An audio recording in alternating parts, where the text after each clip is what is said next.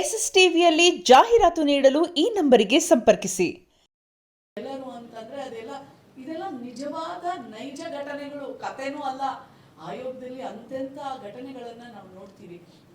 ಇದರಲ್ಲಿ ಎಷ್ಟು ಚೆನ್ನಾಗಿ ಹೇಳಿದ್ದಾರೆ ಅಂದ್ರೆ ಟ್ರ್ಯಾಕ್ ಮಾಡ್ತಾ ಇರ್ತಾರೆ.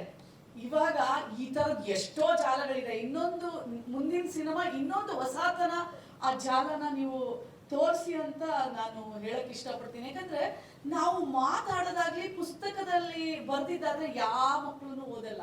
ಆದ್ರೆ ಒಂದು ಪಿಕ್ಚರ್ ಆಗಿ, ಸಿನಿಮಾ ಆಗಿ, ಅಥವಾ ಅವ್ರ ಮುಂದೆ ಒಂದು ಫಿಲಂ ವಿಡಿಯೋ ಬಂದಾಗ ಅವ್ರ ಮನಸ್ಸಿಗೆ ಬೇಗ ನಾಟುತ್ತೆ. ನಾನು ಅಷ್ಟೇ ಆಯೋಗದ ಅಧ್ಯಕ್ಷೆ ಆದ್ಮೇಲೆ ನಾನು ಸಾಮಾಜಿಕ ಜಾಲತಾಣವನ್ನ ಅಪ್ರಾಪ್ರಿಯೇಟ್ ಆಗಿ ಯೂಸ್ ಮಾಡಿದಕ್ಕೆ ನಾನು ಇಷ್ಟೊಂದು ಅಭಿಮಾನಿಗಳು ಅಥವಾ ನನ್ನನ್ನು ಫಾಲೋ ಮಾಡುವಂತ ಎಲ್ಲರನ್ನ ಪಡೆದಿದ್ದು ಸರ್. ನಾನು ಮಾಡೋ ಕೆಲಸವನ್ನ ನೀವು ನೋಡಿ, ನಂದು ಅಫಿಷಿಯಲ್ ಪೇಜ್ ಇದೆ. ಅದ್ರ ಮೇಲೆ ನಾವು ಯೂಶಲಿ ಫೋಟೋಸ್ ಹಾಕ್ತಿವಿ, ಬರಿತೀವಿ, ಹಾಕ್ತಿವಿ. ಅಲ್ಲಿ ಜನ ಹೆಚ್ಚಿಗೆ ನೀವು ನೋಡೋದಿಲ್ಲ. ಆದ್ರೆ ನಮ್ಮ ಫ್ಯಾನ್ ಪೇಜಸ್ ಅಲ್ಲಿ ನೋಡಿ, ನಾನು ಮಾಡೋ ಕೆಲಸಗಳನ್ನೆಲ್ಲ ಹಾಕ್ತಿರ್ತಾರೆ. ಅಲ್ಲಿ ನೋಡಿ ಕೋಟ್ಯಾಂತರ ಅಭಿಮಾನಿಗಳಿದ್ದಾರೆ, ಕೋಟ್ಯಾಂತರ ಜನ ಫಾಲೋ ಮಾಡ್ತಾರೆ.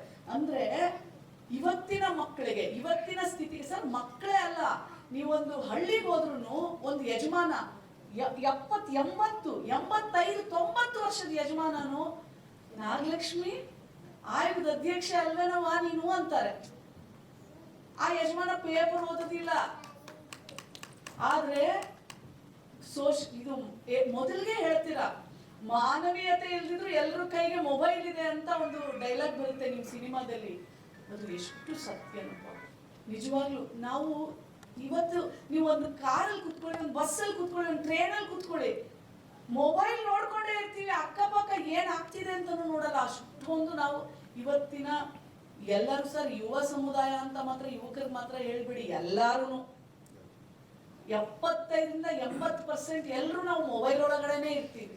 ಅಂತ ಒಂದು ಸಂದರ್ಭದಲ್ಲಿ ನಾವು ಅವರಿಗೆ ತಿಳಿಸ್ಬೇಕಾದ್ರೆ ಅದೇ ಮಾಧ್ಯಮವನ್ನ ತಗೊಂಡು ತಿಳಿಸ್ಬೇಕಾಗತ್ತೆ.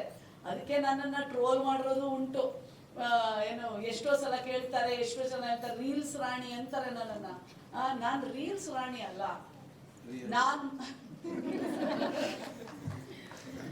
ನಾವು ಕತೆಗಳನ್ನು ಹೇಳೋರಲ್ಲ. ನಾವು ನೈಜ ಘಟನೆಗಳನ್ನ ಅಲ್ಲೇ ಪ್ರಾಮಾಣಿಕವಾಗಿ ನಾವು ಮತ್ತು ಪೊಲೀಸ್ ಇಲಾಖೆ ಪ್ರಾಮಾಣಿಕವಾಗಿ ಪ್ರಯತ್ನ ಮಾಡ್ತೀವಿ. ಆ ಹೆಣ್ಣಿನ ಬಾಳಲ್ಲಿ ನಗುವನ್ನ ತರಕ್ಕೆ, ಅವರ ಮನೆಯಲ್ಲಿ ಮತ್ತೆ ಸಂತೋಷವನ್ನ ಮೂಡಿಸ್ಲಿಕ್ಕೆ ಪ್ರಾಮಾಣಿಕ ಪ್ರಯತ್ನ ಮಾಡ್ತೀವಿ ನಾವು. ಅದ್ರಲ್ಲಿ ಎರಡನೇ ಮಾತೇ ಇಲ್ಲ. ನಾವು ಮಾಡೋ ಕೆಲಸವನ್ನ ಸಾಮಾಜಿಕ ಜಾಲತಾಣದಲ್ಲಿ ಹೇಗೆ ನಾವು ಇವತ್ತಿನ ಯುವ ಪೀಳಿಗೆಗೆ ತಲುಪಿಸ್ಬೇಕು, ಆ ಮಾಧ್ಯಮ ಒಂದೇ ಉಪಯೋಗ ಮಾಡ್ತಾ ಇರೋದು. ಅದು ಬಿಟ್ಟು ಬೇರೆ ಯಾವುದು ಉದ್ದೇಶ ಇಲ್ಲ. ಇದು ನಾನು ಎಲ್ಲಾ ಮಕ್ಕಳ ಹತ್ರನೂ ಸಹ ಸರ್ ಪ್ಲೆಡ್ಜ್ ಮಾಡಿಸ್ತೀನಿ. ನಾನು ಸಾಮಾಜಿಕ ಜಾಲತಾಣವನ್ನ ನೀವು ಪ್ರಮಾಣ ಮಾಡಿ ಅಂತ ಹೇಳಿ ನಾನು ಯಾವುದೇ ಜಿಲ್ಲೆಗೆ ಹೋದ್ರು ಸಾವಿರಾರು ವಿದ್ಯಾರ್ಥಿನಿಗಳಿಗೆ ನಾನು ಹೇಳ ಬರ್ತೀನಿ. ಪ್ರಮಾಣವನ್ನು ಸಹ ನಾವು ಮಾಡಿಸ್ತೀವಿ. ಆತರ ಆಯೋಗ ಕೆಲಸ ಮಾಡುತ್ತೆ.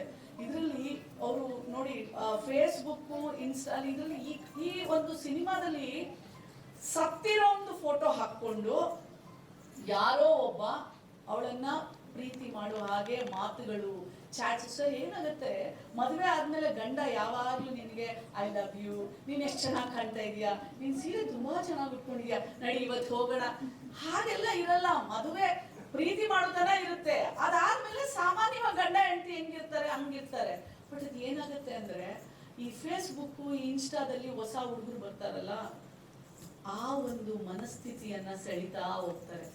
ಓ ಇವತ್ತು ಎಷ್ಟು ಚೆನ್ನಾಗಿ ಕಾಣ್ತಾ ಇದೆಯಾ, ಇನ್ನೊಂದು ಫೋಟೋ ಕಳಿಸು, ಇನ್ನೊಂದು ವಿಡಿಯೋ ಮಾಡು.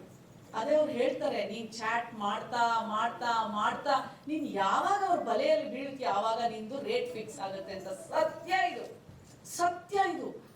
ಮದುವೆನೂ ಬಿಟ್ಟು ಬಂದ್ಬಿಡ್ತಾಳ ಅವಳು. ಯಾಕಂದ್ರೆ ಗಂಡ ಹೆಂಡತಿ ಸಂಬಂಧ ಪ್ರೀತಿ ಇರೋದಿಲ್ಲ. ಆದ್ರೆ ಅವಳಿಗೆ ಏನಿರುತ್ತೆ ಅಂತಂದ್ರೆ, ನೀನ್ ಏನ್ ಚೆನ್ನಾಗಿದ್ಯಾ, ನೀನ್ ಎಷ್ಟು ಚೆನ್ನಾಗಿದ್ಯಾ, ನೀನ್ ಹಿಂಗ್ ಕಾಣ್ತಾ ಇದೀಯ, ಹಂಗ್ ಕಾಣ್ತಾ ಇದೀಯ, ನಾನು ನಿನ್ ನಕ್ಷತ್ರ ತಂದ್ಕೊಡ್ತೀನಿ, ಚಂದ್ರ ತಂದ್ಕೊಡ್ತೀನಿ, ಸೂರ್ಯನ ಹತ್ರ ಸಾಧ್ಯನಾ? ಆ ತರನೇ ಮಾಡ್ತಾರೆ. ಅವಾಗ ಏನ್ ಮಾಡ್ತೀವಿ, ಹೆಣ್ಣಿನ ಮನಸ್ಸು ಬಹಳ ಸೂಕ್ಷ್ಮ, ಮತ್ತೆ ಬೇಗನೆ ಅವಳ ಭಾವನೆಗಳಿಗೆ ಸ್ಪಂದಿಸ್ತಾಳೆ. ಮತ್ತೆ ಅದೇ ಅವಳ ಶಕ್ತಿನೂ ಸಹ.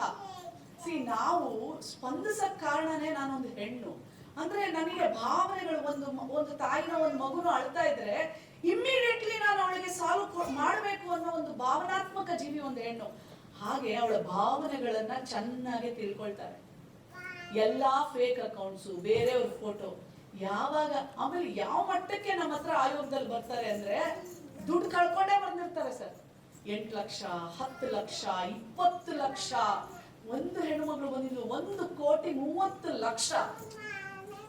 ಬಟ್ ಈ ತರ ಫೇಕ್ ಅಕೌಂಟ್ ಮಾಡ್ಕೊಂಡು ಕಳ್ಕೊಂಡಿರ್ತಾರೆ. ಬಟ್ ಸದ್ಯ ಅವಳು ಸಿಕ್ಕಾಕೊಂಡಿರಲ್ಲ. ಬಟ್ ಯಾವ ತರ ಪ್ರೀತಿ ಬಲೆಗೆ ಹಾಕ್ತಾರೆ ಅಂದ್ರೆ ಮನೇಲಿ ಕದ್ಕೊಂಡು ಬಂದ್ಬಿಡ್ತಾರೆ, ಎತ್ಕೊಂಡು ಬಂದ್ಬಿಡ್ತಾರೆ. ಬಂದ ಮೇಲೆ ಅವಳನ್ನ ಎಲ್ಲಿ ತಲುಪಿಸ್ಬೇಕು ಅಲ್ಲಿ ತಲುಪಿಸ್ತಾರೆ. ಅಂದ್ರೆ ನಿಜ, ದುಡ್ಡೆಲ್ಲ ಇಸ್ಕೊಂಡು ಕಡೆಗೆ ಎಲ್ಲೋ ಒಂದ್ ಕಡೆ ಮಾರಾಟ ಮಾಡ್ತಾರೆ ಅವಳನ್ನ. ಹೆಂಗೆ ಅಂತಂದ್ರೆ ಅವ್ರ ಅಪ್ಪ ಅಮ್ಮನ್ ಕಾಂಟ್ಯಾಕ್ಟ್ ಮಾಡಕ್ಕೂ ಅವಳ ಹತ್ರ ಯಾವ ಮೊಬೈಲು ಇರಲ್ಲ, ಏನೂ ಇರಲ್ಲ. ಯಾವ ಜಾಗಕ್ಕೆ ತಗೊಂಡೋಗಿ ಬಿಡ್ತಾರಲ್ಲ ಅಲ್ಲೂ ಸಹ ಮತ್ತೆ ಅವರ ತಂದೆ ತಾಯಿ ಸಂಪರ್ಕಕ್ಕೆ ಬರೋದೇ ಇಲ್ಲ. ಕಡೆಯದಾಗಿ ಈ ಸಿನಿಮಾದಲ್ಲಿ ತಂದೆ ತಾಯಿಗೊಂದು ಮಾತಿದೆ, ನಿಮ್ಮ ಪೋಷಕರು ನಿಮ್ಮ ಮಕ್ಕಳ ಮೇಲೆ ನಿಗಾ ಇಡಿ. ವಾರಕ್ಕೊಂದ್ಸಲ ಅವ್ರು ಯಾರ ಜೊತೆ ಮಾತಾಡ್ತಾರೆ, ಯಾರ ಜೊತೆ ಸಂಪರ್ಕದಲ್ಲಿದ್ದಾರೆ ಅದನ್ನೆಲ್ಲ ನೀವು ನೋಡ್ಕೋಬೇಕು. ಮಕ್ಕಳ ಜೊತೆ ನೀವು ಸ್ನೇಹಿತರಾಗಿ ಇದ್ದಾಗ ಮಾತ್ರನೇ ಮಕ್ಕಳು ನಿಮ್ಗೆ ಹೇಳ್ತಾರೆ.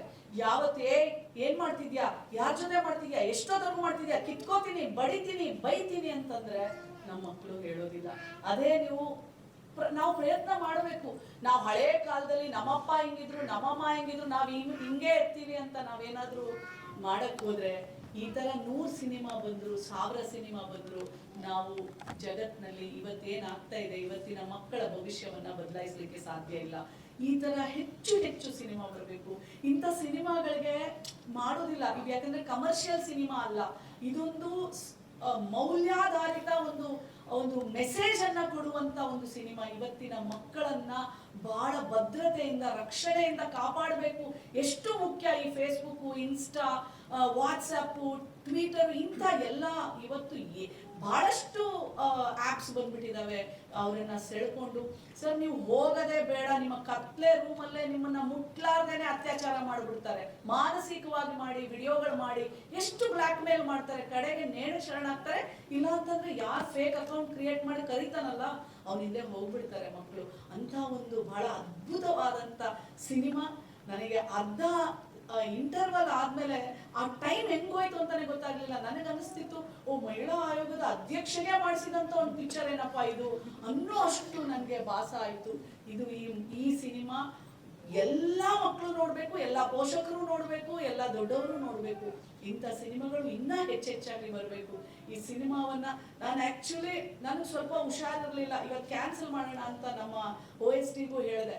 ಬಟ್ ಆದ್ರೆ ಮತ್ತೆ ಮೇಡಮ್ ನಿಮ್ಗೋಸ್ಕರ ಅರೇಂಜ್ ಮಾಡಿ ನನಗೆ ಅನಿಸ್ತು, ಇಲ್ಲ ಎಷ್ಟಾದ್ರೂ ಪರವಾಗಿಲ್ಲ ನಾ ಹೋಗ್ಬೇಕು. ನನ್ನ ಬೆನ್ನ ಹಿಂದೆ ಬಿದ್ದು ನಾರಾಯಣ್ ಸರ್, ನಾವೆಲ್ಲ ಮಕ್ಕಳು, ನಾವೆಲ್ಲ ಸಿನಿಮಾ ಡೈರೆಕ್ಟರ್ ಇವ್ರನ್ನೆಲ್ಲ ನೋಡಿದ್ರೆ ಇವರೆಲ್ಲ ನಮ್ ಜೊತೆ ಮಾತಾಡ್ತಾರ, ನಾವೆಲ್ಲ ಸಾಮಾನ್ಯ ಮಕ್ಕಳು, ನಾವು ಯಾವ ತೆರೆನಲ್ಲಿ ಬಂದವರೆಲ್ಲ. ಇವತ್ತು ಅನ್ಸುತ್ತೆ ನನಗೆ ಅವರು ನಮಸ್ಕಾರ ಮಾಡಿ ಮೇಡಮ್ ನೀವು ಹಾಗೆ ಹೀಗೆ ಅಂದಾಗ ಇವ್ರು ಡೈರೆಕ್ಟ್ರು ಎಂತ ದೊಡ್ಡ ಮನುಷ್ಯ ನನ್ನ ಬಗ್ಗೆ ಮಾತಾಡ್ತಾರಲ್ಲಪ್ಪ ಅಂತ ನಮ್ಗೆ ಖುಷಿ ಆಗುತ್ತೆ.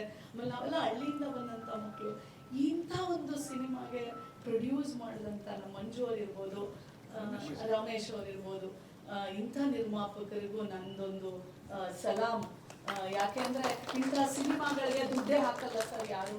ಇವತ್ತು ನೀವು ಆ ಒಂದು ಸಾಮಾಜಿಕ ಜವಾಬ್ದಾರಿಯನ್ನ ಹೊತ್ಕೊಂಡಿದ್ದೀರಲ್ಲ, ಬದಲಾವಣೆಯನ್ನ, ನಮ್ಮ ಮಕ್ಕಳ ಬದಲಾವಣೆಯನ್ನ, ಭವಿಷ್ಯವನ್ನ ನೀವು ಬಯಸ್ತಾ ಇದ್ದೀರಲ್ಲ, ಅದು ನನಗೆ ಬಹಳ ಖುಷಿಯಾಗಿದೆ. ನಾನು ಸಿನಿಮಾವನ್ನ ಸಂಪೂರ್ಣವಾಗಿ ನಿಜವಾಗ್ಲೂ ಎಂಜಾಯ್ ಮಾಡಿದೆ ಅನ್ನೋದಕ್ಕಿಂತ ಬಹಳಷ್ಟು ಕಲ್ತ್ಕೊಂಡೆ. ನನ್ನ ನೆಕ್ಸ್ಟ್ ವಿಸಿಟ್ ಟು ಶಿವಮೊಗ್ಗ, ಸಾವಿರಾರು ವಿದ್ಯಾರ್ಥಿನಿಯರಿಗೆ ಅಲ್ಲೂ ಸಹ ನಾನು ಮಾತಾಡ್ತಾ ಇದ್ದೀನಿ. ಈ ಸಿನಿಮಾ ಈ ಕಡೆಯಲ್ಲಿ ಬಂದಿದ್ದು ಸತ್ಯವಾದಂಥ, ನೈಜವಾದಂಥ ಘಟನೆಯನ್ನ ಆ ಎಲ್ಲ ಮಕ್ಕಳಿಗೂ ನಾನು ಶೇರ್ ಮಾಡ್ತೇನೆ. SSTV ಸಿನಿಮಾ ಜಗತ್ತಿನ ಕ್ಷಣ ಕ್ಷಣದ ಸುದ್ದಿಯೊಂದಿಗೆ.